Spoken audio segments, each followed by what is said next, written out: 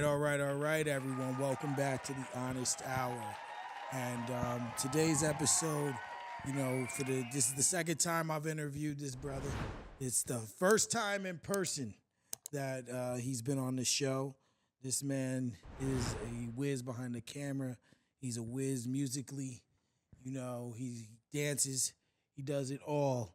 And I'm honored to call him my brother and have him back on the show, Terrance Lamar. I appreciate you, man. What's going on with you?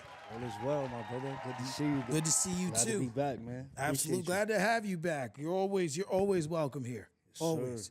Sir. But how's the most important question I'm going to ask you is the next one. Mm-hmm. Scale of 1 to 10.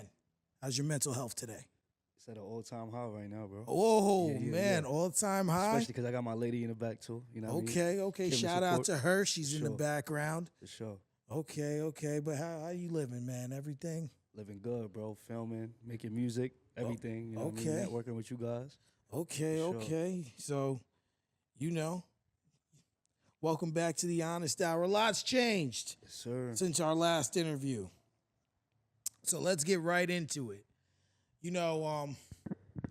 Around the time, the first time we met was at the Happy Tree. You was doing a performance for Mavor Week. Or not Mavor Week, they had an event, you did a performance. You were there, GM was there, Meaty Bone was there that night. It was lit. But then shortly after that, I seen you posted that you're done performing. That's right. So I want to know because, not for nothing, you're a dope artist. I appreciate that. So I'm glad that I got to see you perform in some element before you stopped. But what had you make the condescending decision to stop performing?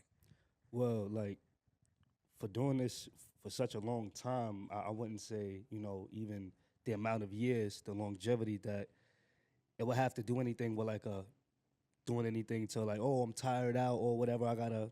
That's not that type of case. Okay. But, things just gradually change over time, so I just felt like at this time, especially being that I'm in a relationship now and stuff like that, it's things that absolutely I can and I cannot do, you know what I mean, as I'm in this, you know what I mean? So I don't see myself being at the clubs or strip clubs or placing myself within facilities where it could jeopardize, my morals and my values and my better half and, my long future. Oh, okay. Along with that, you know what I mean? So just making a smart investment. So it's a respect thing. For sure. It's a respect thing. For sure. And a lot of people, not just artists, just people in general, don't have the wherewithal to make those kinds of decisions. Right.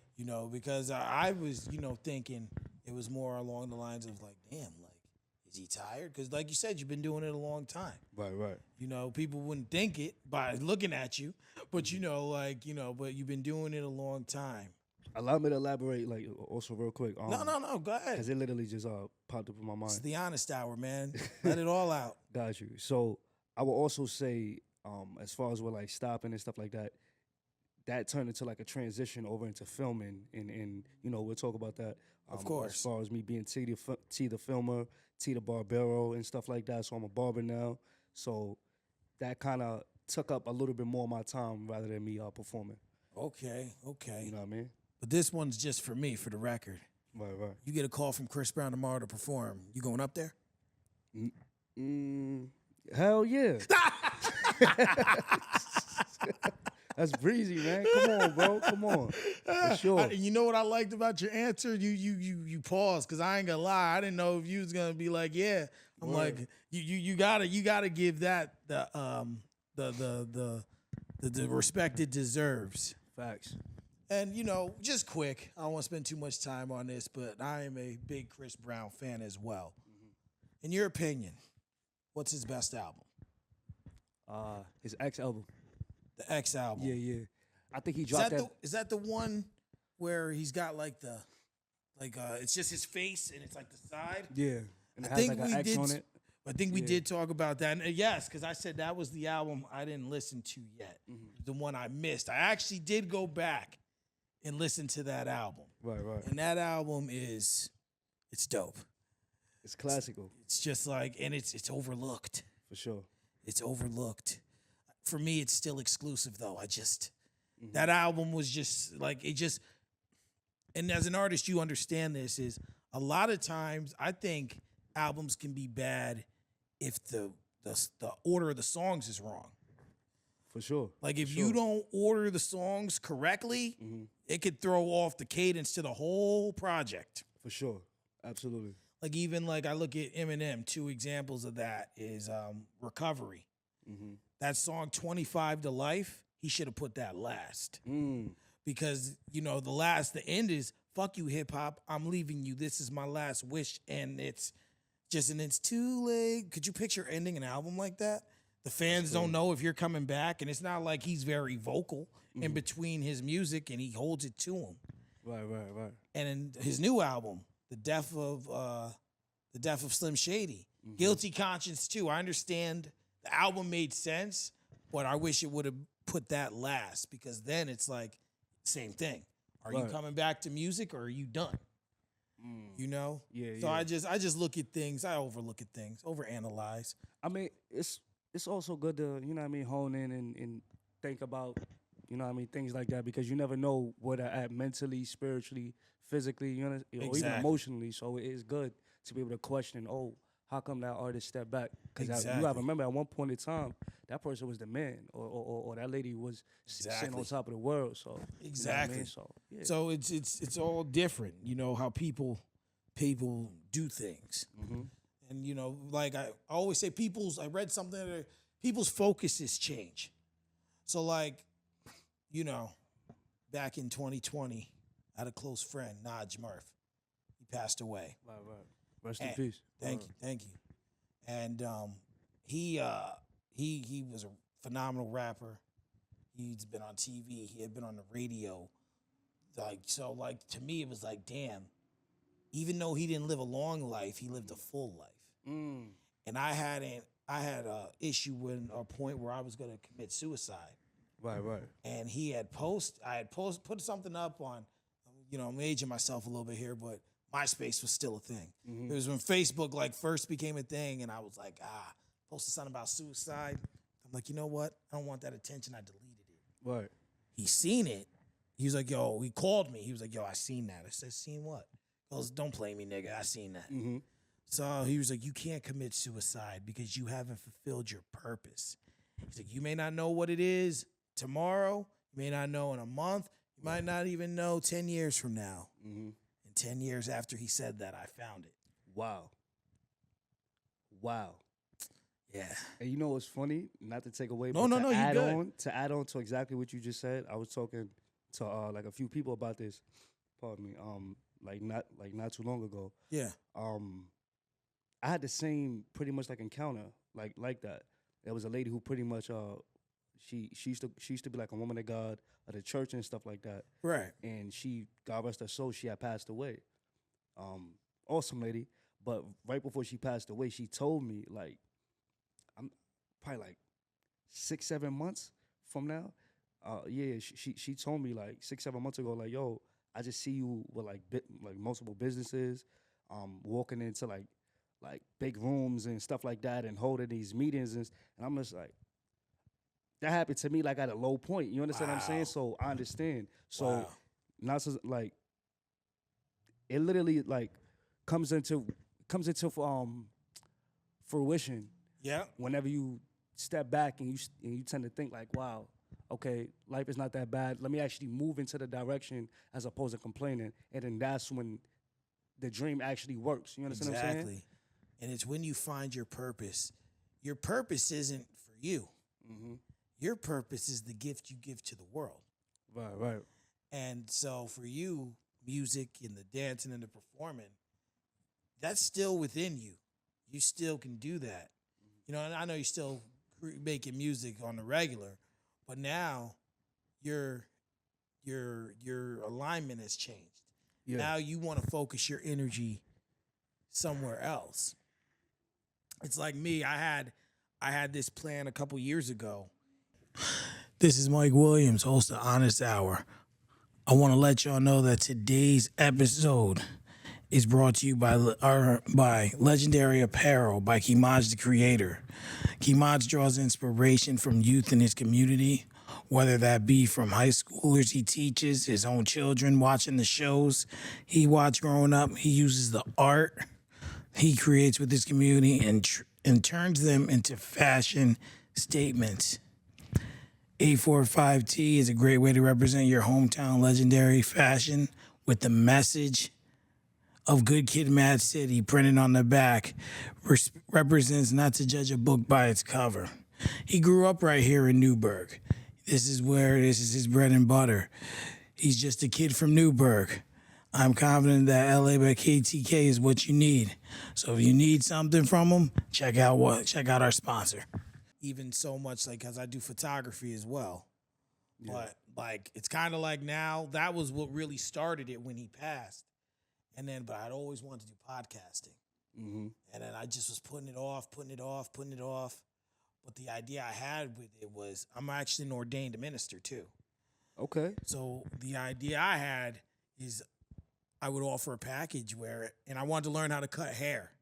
Nice. But the only thing is it's time, as you know, it's time consuming. You need a lot of time to really learn how to do it. I still want to do it because why not? That's like, I could just say, hey, go to a barber shop, cut someone's head. Saves you time, you know what I mean? Like, yeah, exactly. Learn how to cut your own hair and everything. Exactly. For sure. So I'd be like, so I would go and I'd get, be like, listen, I offer a package. Mm-hmm. I'll do the photography. I'll do the barber. I'll cut all the men's hair. I'll marry you. And I'll offer you a package for a price, doing all those services. Mm. And then like now, if I were ever to put that together, I'd be like, all right, well, I got a video guy, right? And, you can add that in there. And then so on and so forth. You just get a DJ, and tell them, well, what's your cut? So then make sure your price is in there. And now you've created a one-stop shop for all these things, and this person's paying a flat rate, and it's just like, so much easier. Right. So it's all about just realigning your purpose. Absolutely. And it sounds like, that's what you have done. So what has we spoke about this a little bit off camera, well, what is your focus now for the audience now that performing isn't in it? What are you focused on, or what did you shift your focus to? I would definitely say that my focus now is to, continue to write for people behind the scenes and stuff like that. Continue to gain my writer's credibility up. Yeah. Sorry, I can never say that word right. You my good? Writer's credibility up to the point where I could be able to walk in rooms and people are like, oh, we've heard of him before. Oh, okay. You know what I'm saying? And like, they don't gotta look for me now. I'm the man. Like now I'm the hot dude. You know what I mean? Like, oh, exactly. We gotta go to him if we want a good record. You know what I'm saying? So, absolutely. For sure. Because and like I say, there's always like I've been, I play. Did we play the Honest Picks game on the first interview? Yes, we did play that. We did. Okay. Sure. So we're gonna do a little round of that. It ain't gonna be as long, not yet. I gotta kind of put the album. I'm gonna do albums today because I don't remember the matchups we did. So I'm gonna try and do albums. Cool, let's do it. But when you and I know you like I've been asking people Chris Brown or Neo, right, as one of the options. So when I talk about songs and performance, it's Chris Brown. Absolutely. Hands down. Absolutely. But bro, and I don't knock Chris Brown's writing ability, but Neo's pen. Neo's pen is bananas, bro. Is like, cause even like last week I went and seen Mary J, Neo, Mario in concert, and there was a section where like he had a long set, but he was up there about an hour. Yeah, and he was just like, I just don't write for me. I write for other people. And he started playing some of the songs, and he's like, yo, y'all know y'all Neo songs, huh? Yeah. And he was just like, just for me, it's just like, yo, his pen is impeccable. Oh yeah, you'll be surprised on like the type of songs that he wrote. Yeah, like like Umbrella, by Rihanna. He wrote that? Yeah. I didn't know he wrote that. I believe he wrote that one. Okay. Take a Bow. It was like a few other songs, for Beyonce as well. So when you look at that, so and musically only people, but I put my boy Kells in there. Oh yeah, musically, heavily on the musically. R. Kelly's pen, same thing. Bananas. Second to none. Do you see? Is that the kind of, you know what? That's the kind of respect you're gonna demand. Fuck it, we're manifesting this year. I appreciate that. We're manifesting. That's the kind of respect you're gonna demand. Good looking. No doubt. Because it's one thing if you're looking for it, right? You ain't never gonna get it, but you gotta demand that. That's a fact. That energy, and you've written a lot of songs. And so for you, what do you think it'll take to really get to that point? What energy do you have to put in? Because music's forever. That music lives within us. When you see someone perform too, that lives within you too. So what you think will take to get to that point? Like on like a Kells level? Yeah, like what do you think that the steps would be to get up to those guys' levels, pen wise? In the words of like Nipsey Hussle. Rest in peace. Right. He said, wait, it was something he said, oh my gosh, I can't remember it, but if it comes back to me, I'll say it. No worries. Basically, it's just like consistency. You understand what I'm saying? You got to be real consistent. I done made moves ahead of a lot of people, a lot of other artists that they would never dare to make. I'm talking about learning different languages, not different languages, different like terms and words and stuff like that. Absolutely. In professional settings in order to get through the doors to talk to your favorite artists, to be able to, you understand what I'm saying? Absolutely. To get some type of attention to them. So, because I remember you told the story about meeting Chris Brown. Right, and she was there. Yeah. She was the one that took the video too. Oh man, yeah, you definitely, have your had the deep divine into it. And that's you sometimes have to go for your dreams. Just go. Sure. Just go. You knew that was your dude. You were like, I'm meeting him. Oh yeah, for sure. You going to the concert? My girl was talking about it. I want to go, but I gotta go there with a serious plan. You know what I mean? I gotta have something in hand. Yeah. You know what I mean? To give to him. Oh, so if you going, you ain't going just to enjoy the show. You going to the back. Yeah. But I will say I have to learn as an artist to learn when to be a fan and to be the artist. You understand what I'm saying? Absolutely. I gotta learn how to just sit back and be like, all right, you know what I mean? He's obviously working. Now let me sit back and be the fan. Sometimes it's hard though. It's hard, especially when when you're really a big fan of that artist. And you embody kind of what they do, in a sense. So you talk about doing a lot of film work now. A lot of behind the scenes stuff. What does T. Lamar, the filmmaker, got cooking up these days? T the filmer. That's T the filmer, I'm sorry. Yeah. T the filmer, these days I'm just, doing parties, different venues, different commercials, advertisements for all types of local businesses, around the Hudson Valley area and stuff like that. So shout out to y'all, you know what I mean? For sure. That's an entrepreneurship type of thing. Yeah. I just interviewed someone else, and she makes websites for local entrepreneurs and business cards and stuff. And we were talking and conversating about different stuff. And two things that I'm looking to do is to create an entrepreneurship group where, within the 845, because everything that we need, we have here. We have it here. We do. And then there's people who do so much and don't get their flowers. One of them being Ralph Lavore, of course. Yeah. Always gonna put his name in a room. Shout out to him, man, for sure. Absolutely. And I think that is one thing I'd like to do, and really just say, okay, have a group of every skill set. So if someone needs something a commercial, I'll shout out my producer. Throw your name in the hat. Someone needs to go on a show. You got plenty of names in the hat. Someone needs a website. Someone needs daycare. This is Mike Williams, host of Honest Hour. This episode is brought to you by Classic Cloth.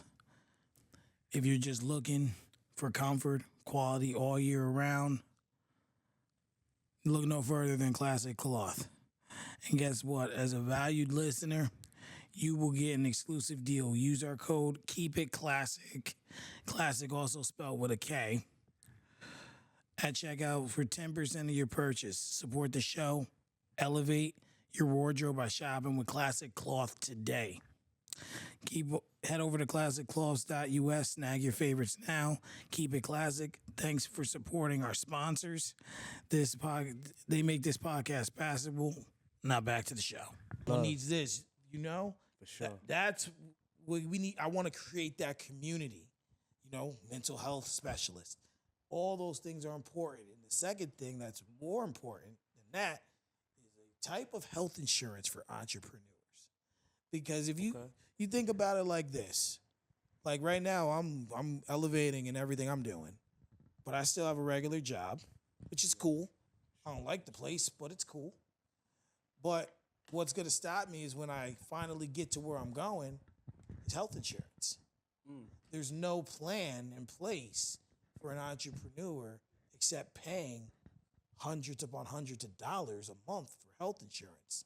So now I'm thinking, like, how do we devise a way for us as entrepreneurs, artists, to, you know, to have that leeway to say, to have that freedom. If you know, I'm making 80, 90 grand a year doing what I love to do now. I don't need a job, but now I'm stuck at a job, right? Because I have to keep health insurance, taking time from my business. Because if I have more time for my business, not working that job, I might be able to turn that 80, 90 grand into 120, 130. That's right. You know, that's right. So that's something that I'm cognizant of. And this just came out of nowhere, just having that. Like, I just have epiphanies during interviews. I mean, well, like, when you think about it like that, that's actually a good way of thinking of, like, yo, how come there isn't, I mean, like, better yet, the right question would probably be, what if there was some type of special benefit or health insurance for entrepreneurs? Right. That'd be fire. Right. Because entrepreneurs are the ones that's running the world and changing people's lives and everything like that. So exactly. I think that'd be a phenomenal idea if you even try to bring that to corporate or just make it on your own. Exactly. You know what I mean? You know, creating it would be the idea. Fire. Because right now I'm saying this out loud for everyone to hear. Fuck corporate industries. Yeah, I said it. You know, I'm sick of this, you know, Walmart, Target, leaving out DEI and all this stuff, leaving out all the people that run the place. Fuck them all. You know, we got to create our own. Ha ha. You know? So, Jesus Christ. So, from that, so you're doing all this behind the scenes work. Yeah. And so where did the passion for the film and the camera come from? I would say, like, just being around, like, the like videographers, like, whenever it was time for me to have, like, a music video, right, or whenever I was around a camera, a show, anything, I would just love the aesthetic of how I would personally look, right, so much where it's just like, and then I eventually started filming for other people. It's kind of like picking up clippers. Give yourself a haircut for the first time. Yeah. Do a great job.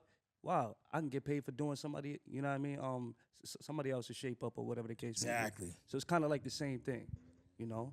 So you just really liked just doing the stuff and even editing? Cause yeah, I edit myself too. Like, yo, I started editing videos, bro. It takes a lot of patience. Oh, yeah. A lot of patience. A lot of time. Like, and that might even just to be getting one shot, you know? So that's why I've always had respect for music videos, right? Because, like, you would see artists, like, in different areas, you know, and I'm just like, yo, doing the overlays is crazy. Like, just recording the same song in different faucets 5, 6, 7 times, and then clipping it and making it all match. Like, oh, yeah. Like, requires a lot of patience, bro. How long would you say it takes to do, like, one music video, roughly? Like, if it's like a 4-minute song. 4-minute song, like, probably like if I'm trying to make it really, really, really good, Yeah. I'll give it like 4 days, 4 or 5 days. For one music video. Yeah. yeah. At this, like literally at this level that I'm on right now, there's people that could do it way faster, and or they'll just take more time. Right. You know what I mean? So. But then again, too, some of those people have teams.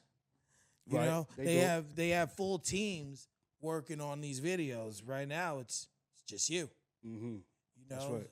So when when you have a team, it's a lot easier because everyone can get a part, and then you put it together, and you kind of can piece it without any issues. Well, I do have my lady over there. Shout out to her. She once again she helps me a lot. You know what I mean? Behind the scenes. So I like to give credit to where credit is due. She helps me schedule. You know what I mean? Like the types of people that I pretty much have on my roster for the week or for the month. You know what I mean? All right. So shout out to her. What's her name? Zanaja. What? Zanaja. Zanaja. Shout out to her. Shout out to her. I would turn around and wave, but that's rude. So I'm gonna just shout out to her. Because we also need good women.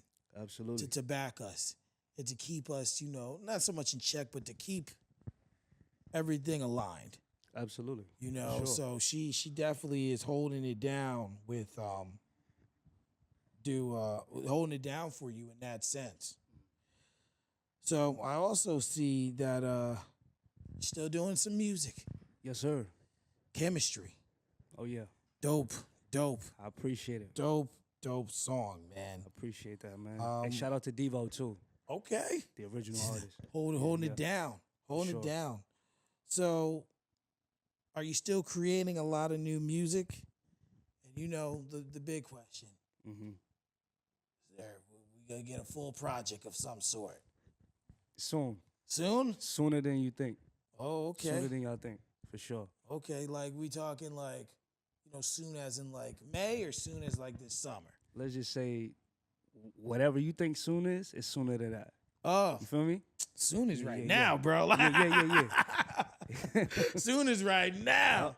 Soon is right now. Sure. So is there any details you can give without giving too much about the project coming up? It's probably gonna be like my best project yet. Like I would say like so far because it embodies like Terrance Lamar, like everything that people said like I was, like, yo, this dude is like real talented. Like I'm about to prove that to people like on a whole different level. You know what I mean? Like absolutely. The sounds and the frequencies and the moods and the tones, you're gonna be like, what? You know what I mean? So absolutely. It's definitely gonna show that I've been digging in them crates, you know what I mean? Okay. Studying and incorporating a lot of different people, incorporating a lot of different artists' crafts and styles into my own craft. Okay. So, yeah. Is there gonna be any features on the project? Oh yeah. Okay. Can't talk about that yet though. No. I'm just trying to, get on a little bit on the outside. Last thing I'm gonna ask, then we can move on because I know you don't want to give too much. Is do we have a title? No. No title. Not yet. I'm sorry, I lied. One more question. Undecided. That might even end up being a title. Sure. Never know. Never know. I lied. One more question. Mm-hmm. Roughly how many tracks you think are? Thinking about like, I have so much. Right. Now I just gotta like scale it down. I'm thinking about just giving the world like another EP. You know what I mean? Okay. Word. All right, little taste. Yeah. Because sure. The thing about it is this, and it's surprising to hear that coming from, Chris Brown, who, someone you look up to in a sense, who will put out 48 songs. You're like, bro, it takes me like 3 days to listen to your album. Yeah. But people's attention span is short. Is that something that might go into your decision to make it shorter? Absolutely. Look, I pay so much attention to that because even myself, when I'm listening to a song, if I don't like it within the first 5 to 10 seconds, I'm turning it off. You know what I mean? Yeah. And then later, I might mess around and give it another try. But I don't want to have people, you know what I mean, This is Mike Williams, host of Honest Hour. Today's episode is brought to you by 10 Toes, which was established in 2011 by Mr. 10 Toes himself, Darren March. You face in this lifetime 10 Toes is a brand of resilience. It's a brand of dedication, sacrifice, and courage. It's a principle, commitment, and most importantly, it's a lifestyle. Wear this brand, your journey is a mission, and communities that are founded with integrity, perseverance, and authenticity. 10 Toes offers a variety of top quality clothing items for all seasons and reasons. The latest, hottest tees, hoodies, hats, coats, and more.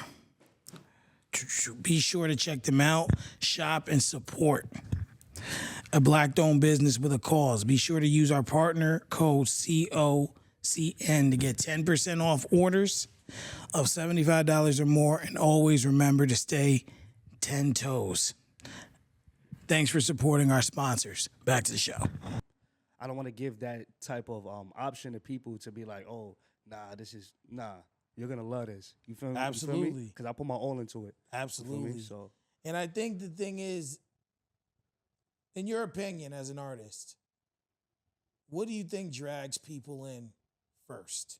Like when they first hear a song, like what is it that, because, like, for example, take the what's that song called? The song Puffy and the Bad Boy Family made for Diddy or for Biggie when he passed. Jesus. It was like a sad song, right? Yeah, they sampled it from Sting. Missing You. Okay, yes. Yeah. Like the video version is whatever, it goes right in, but the album version is like a 3-minute intro before you even get to the song.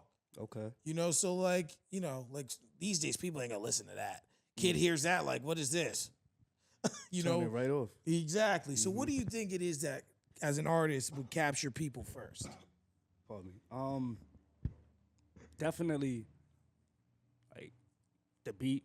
Yeah. Like as soon as you hit a beat, like the beat gotta like speak to the person. Like depending on scenery or location or even how you feeling, it can determine whether you like that song off rip or if you're gonna like it later. Exactly. You know what I mean? Because how many songs if you slept on at the moment, you just like, nah, this is trash, and then later you just like, yo, this song is like gold. Like I was just talking to someone about that, how music, we were talking about Brandy, and how like I feel like her first 2 albums, flawless. And then after that, it was like, what happened? Like, now, she went to a different way. I ain't gonna front. I watched Moesha, Shout out to Brandy though. Shout out to her. She's great. And I mean, you ever watched the show Star? No. Used to come on Fox. Queen Latifah was in it. She played a badass role in that show. If you ever get a chance to check that out, it's 3 seasons. Then it got canceled. She's dope in there. Okay. Like she's mean and evil. I'm like, dang, you really doing that? But I was just told to listen to Full Moon again. And really, like, I was listening to her at a time where I wasn't listening for certain things in music, like the voice and the peak and all that stuff, like the things that you as an artist are looked to do, right? Mm-hmm. She was like, go back and listen to it. I'm like, all right, I'm giving it another shot because that has happened to me. Like, man, this is garbage. Then got to. Then 5 years later, I listen again. I'm like, yo, it's kind of hot. And then things that I thought were hot, I'm like, what the hell was I listening to? Right. Like, what changed? That question literally popped up in my mind. That's what we got to ask. Like, wait, hold on. This song was trash, and now I like it. What changed? Like, what? Like, the song ain't changed. It's the same song, the same beat, the same artist, but I'm not the same. So, right. Like, all right, boom. Case in point. There's songs that's hot. No, there's songs that's trash on like the car, like on, you know what I mean, like on the road or whatever, trip or whatever. But you hear that same song in the club, that song is crazy. Oh yeah. Play Sexy Red in the club, now versus in the club. Oh yeah, Sexy Sexy Red in the car. What are you doing? What are you doing? But now you take that same song and then you put it, you know what I mean, at the proper scenario, drinking, money in the air. You got people having fun or whatever. Now that song is popping. Yeah, there's not many artists who can fit in both settings of that. Not too many. Like the only one that really comes to mind is like Biggie. Like, like you could play Biggie in your car. Like I seen a comedian say, "Yo, listen, man, you play Biggie in a club now, people so like, you know." So there's not many artists like it's just like Kendrick Lamar. Right. You same that thing. dude is a beast. I got my reservations about Kendrick.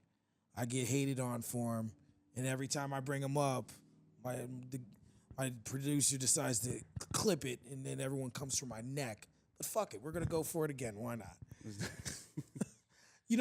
I like Kendrick Lamar's music, but I think my issue is that so much that he drops anything, the whole world has to stop.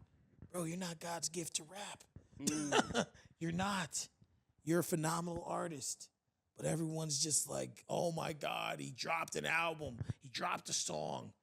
People don't win Grammys for diss tracks. Diss tracks aren't supposed to be commercial. I'm just in a different, times are changing and I'm not with it. Right, yeah.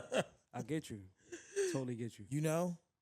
But hey, if he ever reached out and wanted to sit here, definitely have him on. Mm-hmm. Yeah, bro, we can have a conversation. For free. Because him just being here is going to get me what I need. There you go. Yep. So I got to give him his credit, though. For sure. Shout out K. Dot. We'll shout you out, Kendrick, no doubt. Sure. Honest Hour loves your music, but J. Cole's still king. I don't care what no one says. Damn. He may have backed out, but you know what? J. Cole's still my dude. I think K. Dot got it. I ain't gonna lie. I'm sorry, bro. What? Oh, man. Bro, it's K. Dot, man. Cole, I get it. Cole, look, Cole took us through high school. He took me through high school. I know we totally took, different ages, but Cole took me through high school. Phenomenal. Yeah. But Kendrick, that dude is a beast, bro. I think when you look at wordplay and lyricism, right? And what I mean when I say wordplay is the way J. Cole raps using the same three entendres, but not making them sound the same. Entendre, yeah. Entendre, yep. Yeah. Is what makes him so good, right? And then just his songs and the way he adapts. But when I hear, when you hear rapper, you think Kendrick. Like you look at like people, he considers Section 80 his first album. To me, I'm like, I thought it was a mixtape. But Good Kid, Mad City was different. It had different energy, right? That was fire. And then you had To Pimp a Butterfly. I don't care. That album was for the blacks. Another classic. Just look at the album cover. Yeah, Black People at the White House. Fire. Like, you look at that. And then that last track where he's like talking to Tupac. I'm a big Tupac fan. So like you're talking to Tupac. That's like it crazy. sounds like a regular conversation. And you're just like, how is this happening? That dude is a genius. And then you had Damn. That was another solid project. But then he took that gap. That gap is always, I think, what I've held against him is that 5 years. People are like, well, good music don't happen quick. I'm like, I get that. But 2012, you dropped an album, or 11, then 13, 15, or 17, whatever. Yeah, it was 12, 15, 17, and then you disappear. Like, wait, what? Where'd you go, bro? He could do that. You don't think so? Anyone can do that. That's well within their rights. But as a fan, and I'm not saying we're past the era where artists make an album every year. Yeah. That era is gone. Which is why I appreciated Nas's 2020 run with the Magic albums and the King Diseases. Because it showed you could still make music a lot quick and it'd be quality. And it's still, you know what I mean? Like it's still him. It was still Nas. He ain't change it up. You know what I mean? Exactly. For like industry trend set or whatever. It's still him, still relevant and all exactly. that. That's dope. So Kendrick does have that ability, but I just wish there was a little more consistency. But then you had Mr. Morale Big Steppers was 2022, and then he released an album late last year. Surprise album. Just like, oh, album, okay. Yes, sir. So, maybe he's, and I'm reading there's another one supposed to be coming. So we'll see. Mm-hmm. Maybe he can, You heard what Cole said, right? Huh? You heard what Cole said, right? What? He made like a tweet or a post on social media saying like, yo, what he say? Drake and Kendrick collab 2025. That's coming from him. Oof. What you think about that? A Drake and Kendrick collab, Yeah. kiss and make up, and then collab. What? Like it's just a song?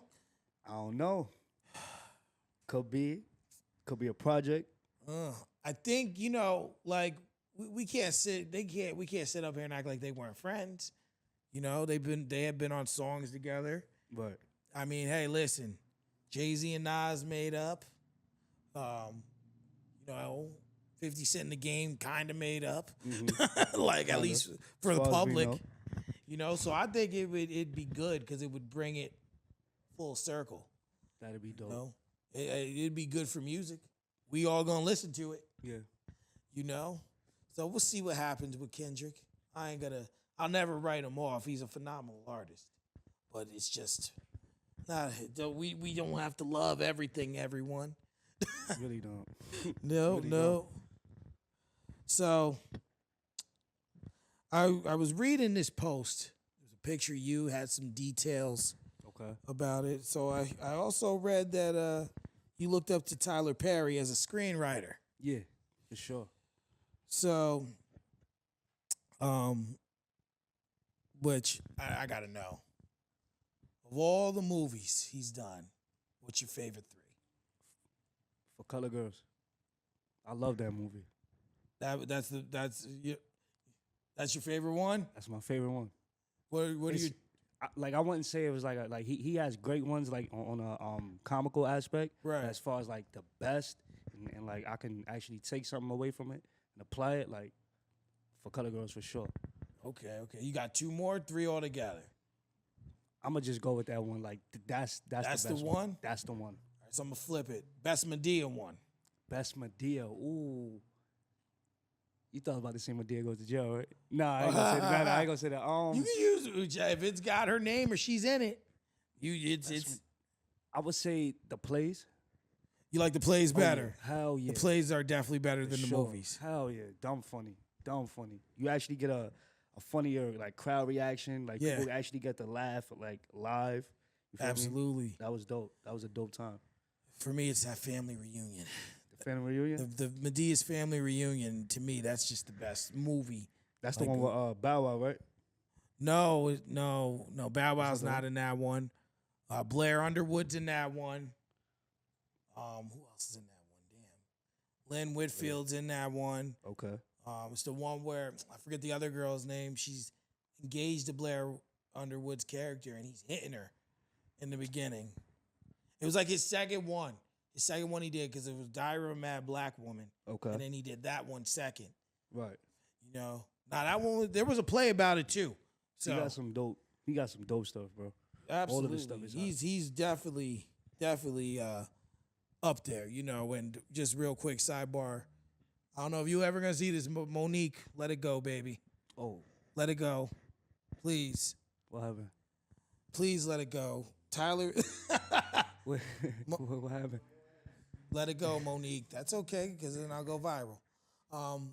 He posted something, and she went on some interview, and she just really just downplayed it all. Everything she had said to Steve Harvey, everything she had said to Shannon Sharp, she just went down that same rabbit hole again about Tyler Perry and how like he said that she's difficult to work with, and how how they were supposed to have a phone call, and they were supposed to hash it out, and that didn't happen.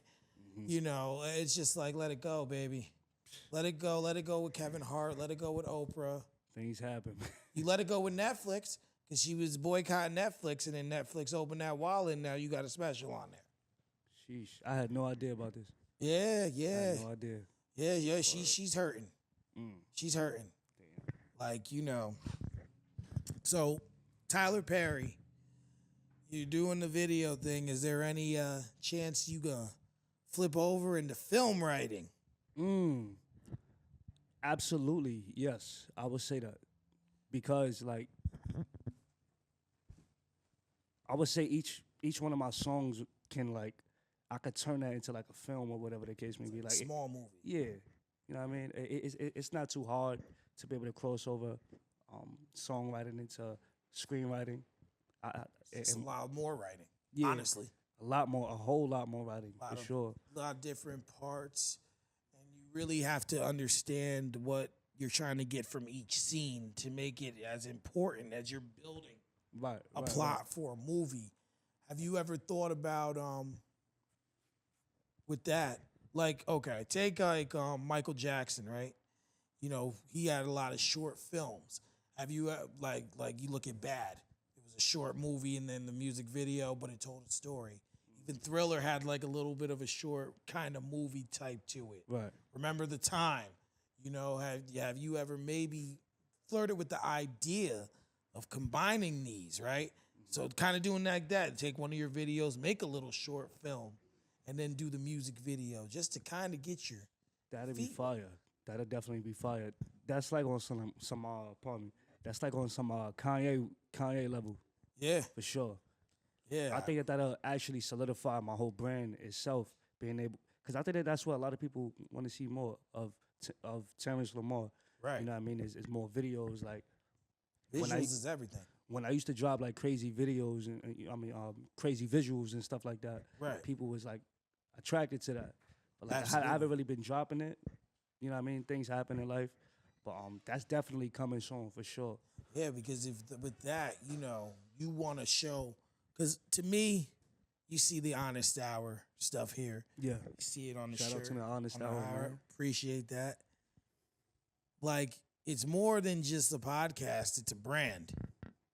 So you want to, you know, I want to make sure, like not make sure, but I would like to see other people become a brand, you know, and that's branding in itself, you know, because now you're able to show if you're directing in some sense, right? Mm-hmm. You're showing your skills as a director, you're showing your skills as a film writer and a songwriter, and now. So now if you were to do a website or they go to your page and they see all these accolades, they're like, oh, he writes music for people. He does music. He does film. He can write film. You know, he can direct. You know, that's love. The floodgates open up for you. That's love, man. Because you want it. No doubt. I heard my friend Daria said on a podcast she was on 2 weeks ago. It's about living off of our skills. So like, do you work a regular job still? I do, yeah. You know, see, sure. Like I had said before, you want to leave that job. You can make 80, 90,000 doing what you love to do, you know, and you can leave that job. You might be able to make that 150, 175, and just keep elevating. So, you know, living off your skills, you got a lot of talents. So, you know, to have that lined up, bro. I appreciate it. No doubt. Talented yourself, man. For sure. Appreciate that. You know, we gotta really dig deep within ourselves because, like I said, our purpose isn't for us; it's for the world. That's right. You know. So, if you got to get down that rabbit hole in the filmmaking and writing films, what kind of films would you want to write or direct? I would probably like start off with like romance. Okay. Yeah. I would start off with that. Yeah. Romance. For sure. A little bit of dramedy. A little dramedy, yeah. Because, you know, romance is really dramedy. But it can't be corny, though. Like, the film would definitely have to be like something about a story from my life or like based on somebody else's life. Absolutely. I'm like, yo, I can get like their consent of like putting like their story into the film or whatever. Right. And just make it pop. Just, it could be edifying to other people or they could be able to learn something from it. You know what I mean? Absolutely. Absolutely. Well, you know, even so, I would, and this is just merely me just thinking, having those epiphanies I was talking about earlier. Talk to me. You know, it's even just so much as just, yo, there's plenty of people like locally who have a story. You know? Maybe you find someone locally who would want to tell their story. Write up a script. You know, get a production team. You could definitely make that happen for sure. get a production team and, you know, get some actors, you know, just to get your feet wet. Something I would like to see, you know, like for sure, you know, because we, you know, that way it's all about branding, you know, and then you can just really get into it, you know, because we got to start somewhere. I appreciate that. No doubt. For sure. No doubt. Looking. You know, listen, it's all about manifestation. We got to make it happen. We're going to make it happen. So, your creative focus is impeccable. Moving forward, where do you see yourself putting most of your energy with your creativeness? Where do I see? Repeat that one more time. Where do you see putting the most of your energy with your creativeness? Most of my energy with my creativeness. Or a fairer way, if you're not sure if it's not one lane, is how do you see yourself balancing your energy with all the creative avenues that you do have? Yeah, like pretty much exactly what I'm doing right now. You know, filming, cutting hair, being a personal trainer and stuff like that. Excuse me. Good. Like being a personal trainer and everything like that. So being good at everything that I'm at and making money and being able to help people. I just want to do that I'm going to do that on a higher level. You know what I mean? Absolutely. So where every few months or so, whenever people like touch base with the brand, whether they could just be like, yo, this dude is always updating. His vocabulary is expanding. His knowledge of it, you know what I mean, is increasing. And his services are phenomenal. You know what I mean? It makes me want to come back, and obviously his work absolutely speaks for itself. So that's something that I want to continue to implement and just on a higher level. Absolutely. Yeah. So let's dig into those side hustles there. Being a barber. Yeah. What caused that itch or niche? Well, I gotta look good, man. Not to be cocky, but you know. No, you gotta, yeah.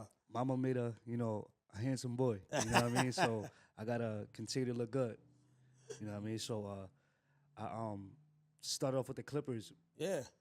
Working on myself and stuff like that. Started up touching my beard and right. shape up and everything like that. Absolutely. And then eventually, I started cutting my friend's hair, and then from him to other people, and then eventually, to have an opportunity to go into a shop. Okay. Oh, so you're working in a shop now? Yes, sir. The Lions Den Barbershop, Newburgh, New York. Okay. 171 Broadway. Come check us out. That one's mid or lower Broadway, kind of? Lower Broadway. Okay. Yes, sir. Okay, I'm gonna have to check you out. Check us out, man. So, for those who you never know who's watching and who's aspiring to be a barber, what are the steps to becoming one? First, you gotta believe in yourself, like with anything. First, gotta believe in yourself. Mm-hmm. Nobody gonna believe in you like you're gonna believe in you. Absolutely. That's one, and for two, just look up videos. You know what I mean? YouTube University. It's free. Everyone says that YouTube University. YouTube University. Yeah. So go to YouTube, search up videos on how to do certain haircuts and how to work with different hair textures, and then just talk to people about it. You know what I mean? Get that idea out and just act on it. Whatever necessary steps that you got to take, just do that. Absolutely. You know what I mean? Because some people go to school, and they do all their licensing and all that stuff, but some people don't. You know? And I'm one of them. I didn't have to go to school. I was just ready, and the opportunity presented itself, and I took that. Yeah, because I had a friend. He passed away a couple years ago. His name was Keith. And, my condolences. Appreciate you. For sure. And his wife did hair, and he had an interest in cutting hair. Mm-hmm. So they wanted to open a shop, collectively, a salon/barber shop. Dope. That's fire. Yeah, but then he kind of knew how to cut hair, but one of the stipulations was you had to be licensed. Okay. She was licensed, but he wasn't. So he went out, he did everything the right way, got licensed, and then boom. But they never got to opening it up. Got you. They marital problems, but Things happen, you know. So like they always do. absolutely. So that's dope, you know, because not for nothing, you can make money as a barber. Oh yeah, People always gonna need a haircut.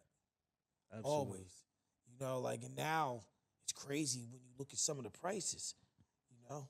But what people don't understand, and I had to learn this, right? Talk to me. Because I seen like haircuts during COVID were crazy. Bananas. 50, Crazy. 60. What? I'm not paying that. My boy Keith, who I was talking about, was living with me at the time. He started seeing someone, so I didn't get to see him as much. So someone had passed away during COVID. I had to go to a funeral. I had to get a haircut. He wasn't around, so I went to this barber shop, and the dude charged me $75. Did he at least do a good job? He did a great job. But then I said, listen, bro, you ain't getting no tip. I said, I hate to be disrespectful, but yeah. But I was like, man. 75 is wild. That's bananas. Yeah, That's I mean, bananas. but he did my face too, even though he wasn't supposed to. He still did it because that's when they were opening up back in phases. Yeah. You know, so, but like, okay, I was saying, like, I used to explain business 101 with my photography. How, you know, like, why is it so expensive? You know, lenses and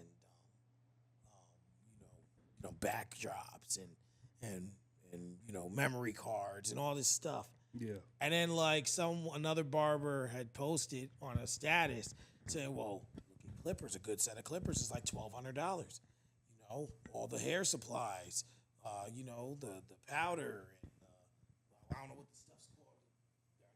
Close the pores and all that. You know, like he's like, all that costs money, scissors and this and that.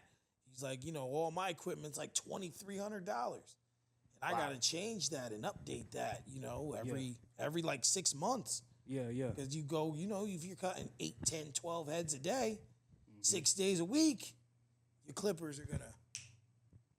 I said, okay, now it makes sense. It makes sense. But it's definitely, you know what I mean, great investment for anybody. I feel like personally, by the age of,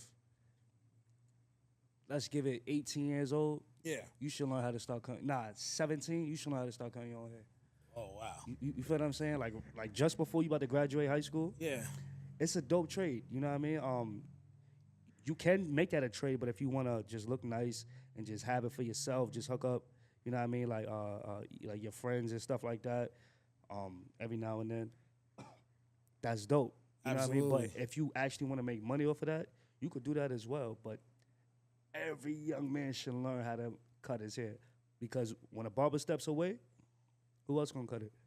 I know you don't want to go to buy up the block. You know what I mean? he might zeke you. You feel what I'm saying?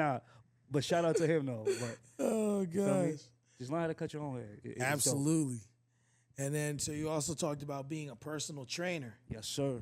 So what does that entail?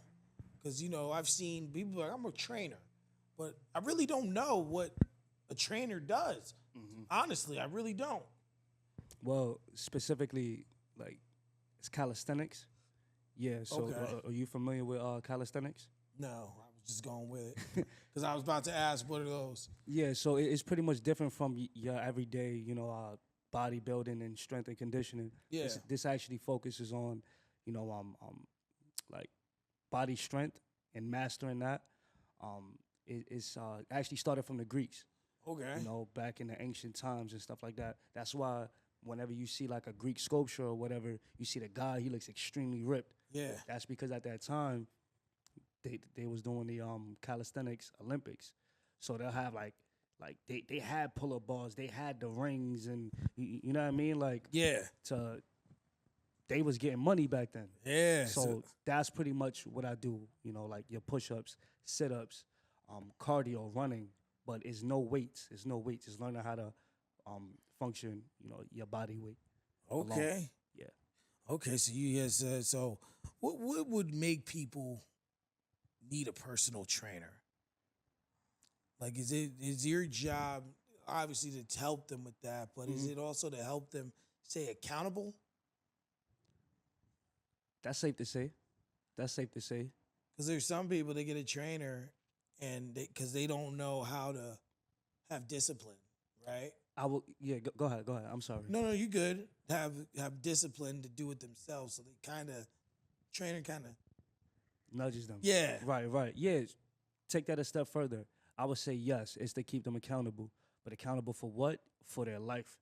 You feel me? You got to remember, at the end of the day, this is your life. You can choose, you know what I mean, however you please. Just know that there's consequences for how you live it with your diet. The thing that you eat, the substances that you take on a daily basis. Absolutely. So, a personal trainer is necessary for your lifespan. He or she is there to help you to prolong your lifespan in a way. Absolutely. Because it can be cut short. Right. You know that's what I mean? just by even negative foods, bad foods and stuff like that, you know. Something I'm bad at. Yeah. And not even working out, you know. So yeah, no. My job is a lot of physical, so like that part, I know they say you should still go to the gym, you know, but doing cookies and crackers all day, I ain't gonna hold you. I'll be tired. Yeah. And that's the difference though. Because I know that you might like switch it up real quick. No, you good. That's the difference between calisthenics and actually going to the gym. A lot of people can't afford to go to the gym. Calisthenics, you can actually turn this whole chair into a dip bar. You can do like push-ups on this one chair. You can do 1,000,001 workouts on this one chair. You know what I mean? So it's using everyday things to be able to help your body complete the task. Yeah, you feel me? It's fire. Wow, that's crazy. You don't gotta pay $9.99 to go to the gym. Park is right there. You feel me? You know what I mean? So. Oh man. Yes, sir. So, once again, we're just circling back to Breezy here quick, just to make a statement. No, you look up to Chris Brown. That's your guy. Other than him, who are some songwriters that you look up to? I would go Eric Bellinger. Okay. Shout out to Eric Bellinger. Rated? Yeah, for sure. Nah, I wouldn't say underrated. No, he's not underrated. Okay. He gets the appropriate attention and stuff like that he deserves. Maybe for me, I don't hear the name enough. Yeah. So, that's kind of why I say that. Betty, you ever heard that song Fine China by Chris Brown? Oh, yeah. He wrote that. That song, You feel me? Doom. Hey, so underrated after all, right? Yo, okay, yeah. Yeah, I would go with Eric Bellinger, Leon Thomas. Oh, Leon Thomas. Yeah. I love his regular music. He's dope. Oh, my gosh. I came across him on accident. He's fucking phenomenal. Yeah, and it's like a billion, trillion other writers, you know what I mean, that I just fall in love with on a daily basis. Yeah, listen, that's all it is. Yes, sir. That same blog, I also read that you learned how to, I wrote it wrong. Okay, I'm going to have to paraphrase it. You learned how to channel negative thoughts through music. I would like to know what you mean when you say negative thoughts. Is it something maybe growing up, trauma or things like that, or just negative thoughts within inside of your mind that you utilize music to channel those things? Yeah.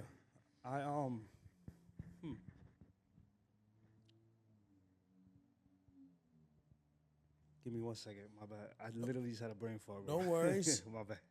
No worries. You good. Let's snap back into it. So as far as like transferring negative energy and stuff like that. Right.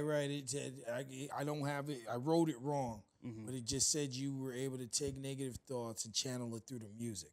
Yeah, that's very relevant to me.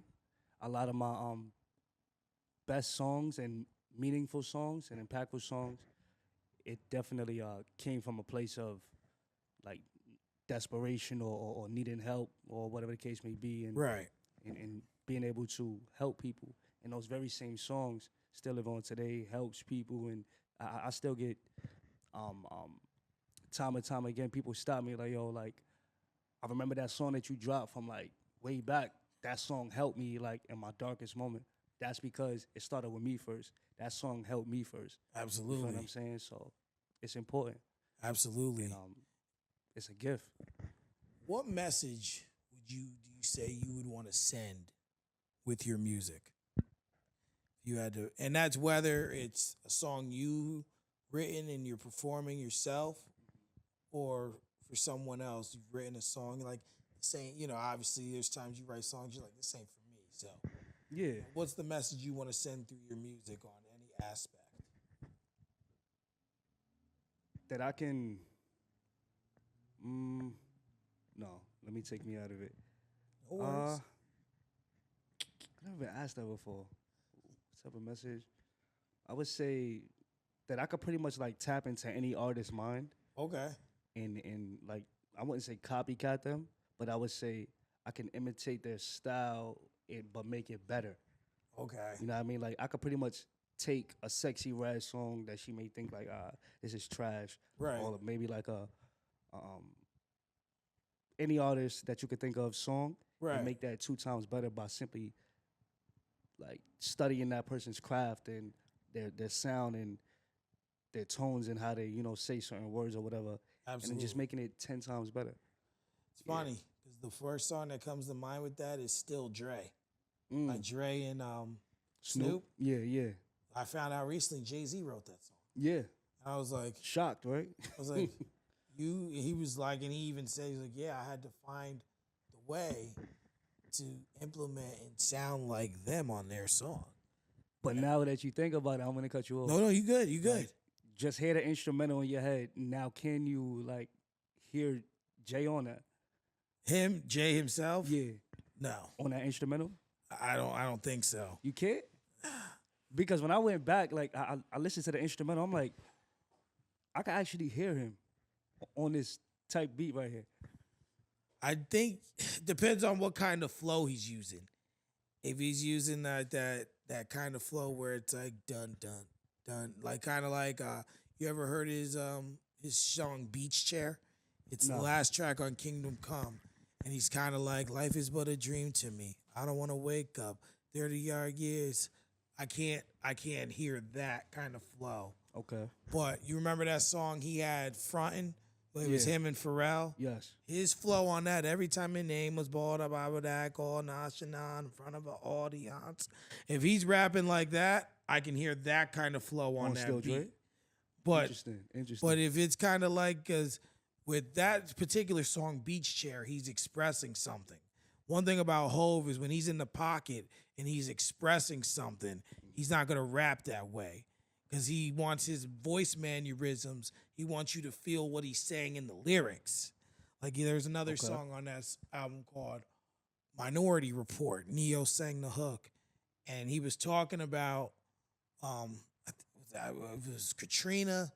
Some hurricane has happened. But his mannerisms, the way he's rap, people was poor before the hurricane came. Mm-hmm. You can hear the pain in his voice. So he wants you to hear something. So it depends on what flow he's utilizing that I can hear. Got you. Because he's kind of got a few different ones. He got a few in the chamber. Exactly. Depending on the type of song it is. Right. So real quick, I want to make sure that we at least give a few of the I'm going to look up something quick. A few of the what we doing now? The albums here. Okay. Just looking up. So the first one I'm gonna start with is In My Own Words by Neo or Confessions. Which one? Sheesh. I ain't gonna lie. I'm gonna probably have. Damn. Nah, I'm gonna go with Confessions. I'm sorry. No, there's no I'm sorry to that. Yeah. Either one.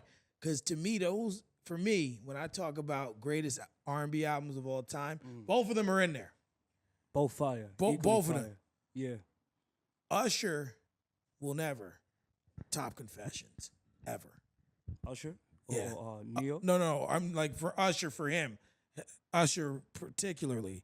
Like I'm saying within his discography, like anything before that wasn't as good as Confessions. 8701 was close, but it wasn't there. Like Confessions is here, 8701's here. That was the closest to it. Mm-hmm. I don't think Neo could make a better album than that either. But once again, he didn't top In My Own Words. Like, that album was different. 12 Play or Thriller? 12 Play. No, I'm joking. Oh. No, I'm joking. Nah. Definitely Thriller. Hands down. Yeah. Oh, man. The Emancipation of Mimi or Share My World? Wait, from who? Emancipation of Mimi is Mariah Carey. Okay. Share My World is Mary J. Blige. Was that before? Wait, so what era was Share My World? Share My World was 97 that was released. It had I Can Love You. Oh, yeah, Mary. That one. We was actually just bumping Mary like today, earlier. Gotta love her. Yesterday. So we'll keep it with Mary. My Life or what's the 411? My Life. Oh, man, My Life. That's one of my favorites all time. Yeah. Listening to that like last week, I was just like, okay. Yo, you gotta remember, niggas used to really get haircuts to music like that, bro. Yo, we used to be getting haircuts to R&B music and all of that. Like, Yeah, word. You ain't even lying. Crazy, Sexy, Cool. All right, this is a little bit of a thrown off. Or 8701 by Usher. I'm gonna go with Usher. Yeah. Okay. He was a little bit more versatile. Yeah. Usher was definitely in another enchilada with that. That actually would have been fire though. You know what I mean? If they had like a TLC and Usher collab, that would have been what left out on there. The collab that never happened. That would have been crazy. Control by Janet Jackson. Hold on, I just had it. Hold on, I go back now. Controlled by Janet Jackson. Or Love Deluxe by Sade. Anything by Sade. Nah, her music is fire. Her music is definitely fire, for sure. So, if you had to name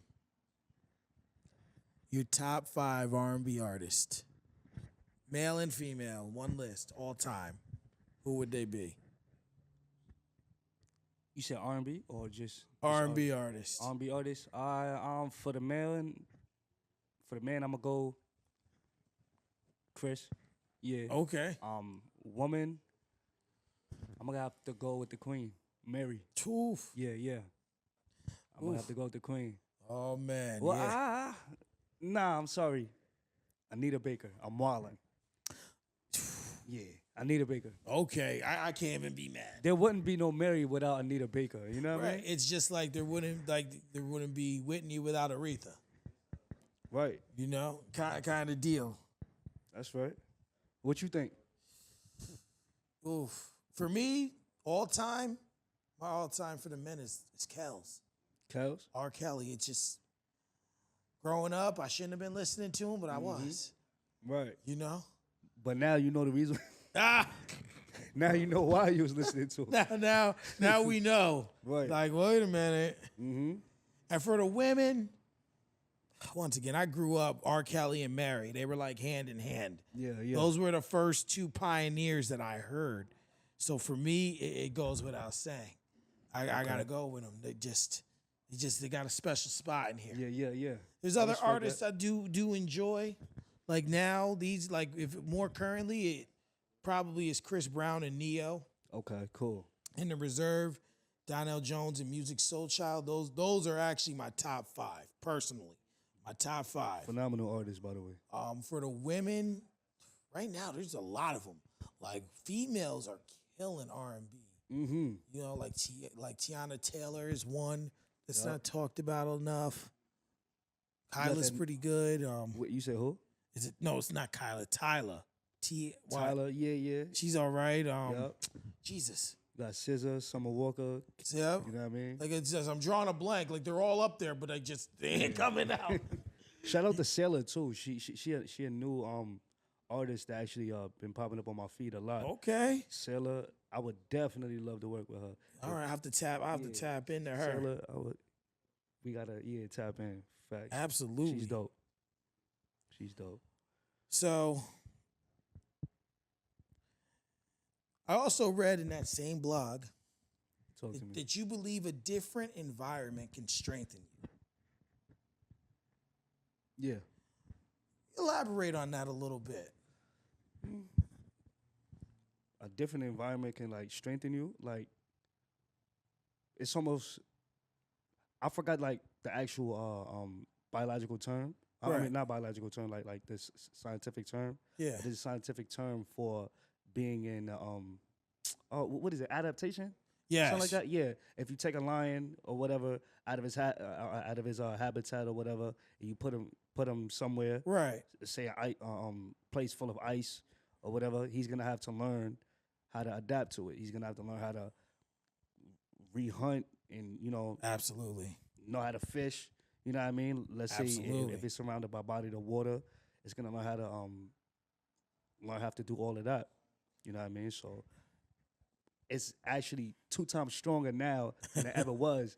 Because right. if you take that same lion, you know what I mean, that's been in that's adapted to a whole different, environment. Yeah. Bring him back to his natural habitat. You'd be like, yo, you'll be surprised what you could probably do. Okay, yeah, it makes sense because you have to really adapt to that stuff. So how do you feel about getting comfortable with being uncomfortable? I'm very comfortable with it now. Like, very comfortable. You know what I mean? With just being uncomfortable. Like, you got to grow. That's the only way. There's no... I wish that there was an escape route. Yeah. But after so many years of failing and doing that, you realize the uncomfortable way is the quickest route that you're going to get up out of there. You feel me? Of whatever storm or whatever that you're facing or whatever challenges. You know what I mean? Because if you're comfortable, it ain't going to work. Nah. And it's going to take you longer sitting in comfort than sitting in uncomfort. And I think, it's fear. Fear has too many meanings. Face everything and rise, or forget everything and run. I never heard of those ones. I heard false evidence appearing real. Yes. But I never heard those ones. That's interesting. Yes. Word. I heard, who said that? I heard Big Sean say it in a freestyle. False evidence appearing real. And I was like, dang. It's fire. Like some of his bars just hit me different. Especially in them freestyles. Like, I'm like, damn, Sean, what you doing here, bro? Shout out to Sean, man. Yeah, he's one of my favorites. Yes, sir. So, I want to talk about T. Lamar, the film. Okay, talk to me. Versus T. Lamar, the playoff. Playoff? Well, that's what Manny called you, the playoff. What does he mean by that? Playoff. I'm trying to figure that out. The playoff? What you mean? What you mean by that, Manny? T. Lamar, the playoff.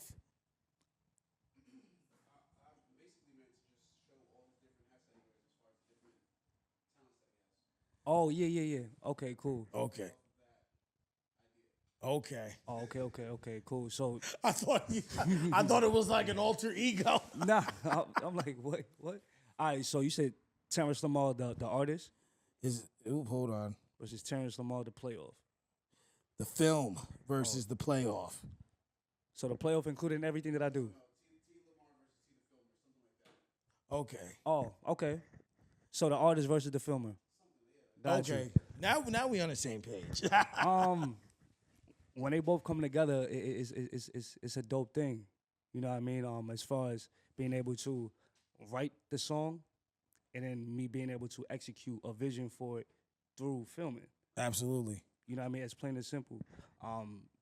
It's a dope thing to be able to intertwine them both because not a lot of people have the gift or the capability or the funds to be able to invest in studio time and then go shoot a video right after that. Absolutely. Me, I engineer my own music. You know what I mean? I don't make beats yet. Okay. Write my own music, record my own music, engineer it, mix it down, all of that, and I also film as well. So them coming together is fire. And it's also going to be a big saver for you on time. Yeah. Saver on money. Mm-hmm. 'Cause now you don't have to outsource all these people to do these things. Damn right. You can do it yourself. That's right. Within your own means of your being. That's a fact. So, if you had to pick film or music, you can only go down one lane. Can't do both. Which lane would you choose and why? I would say film. And why would you say film? Film has a, I don't know, like I know it's film. I know it's film. I would say film. It just embodies like everything, like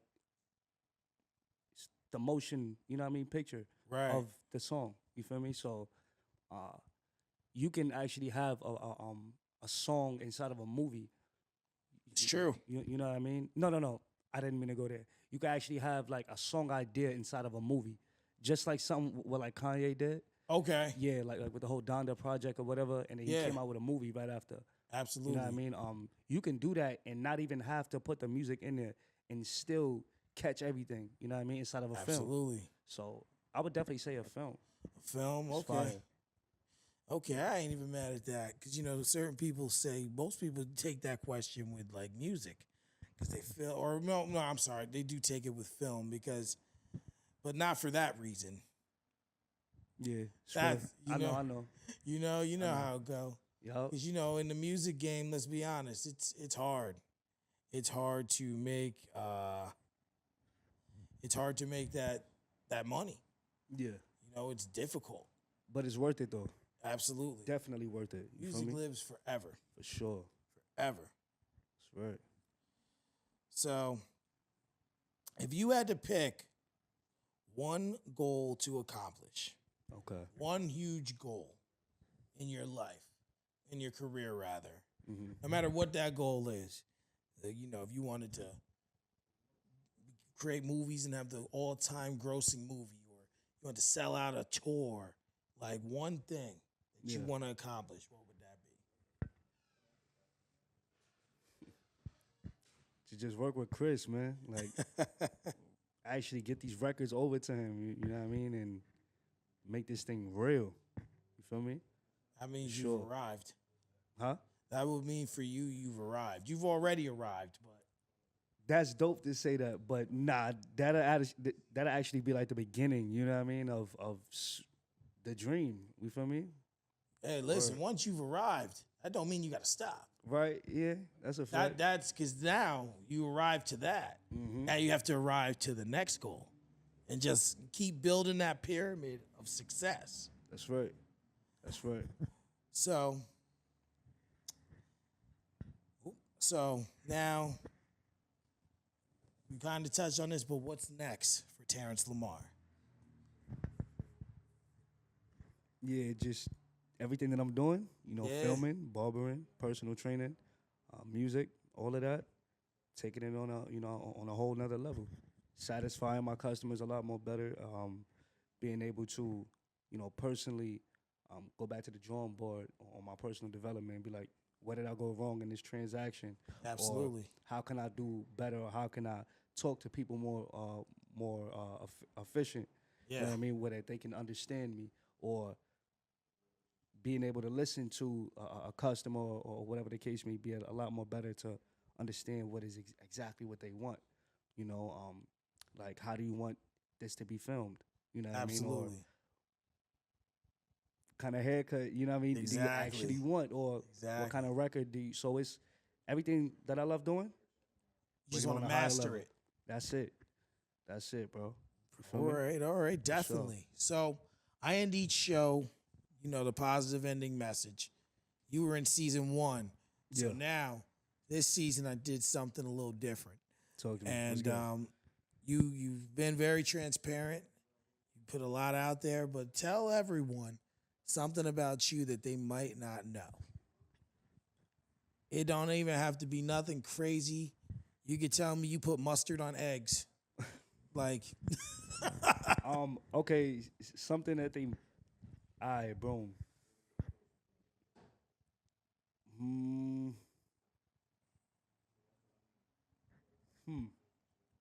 Okay.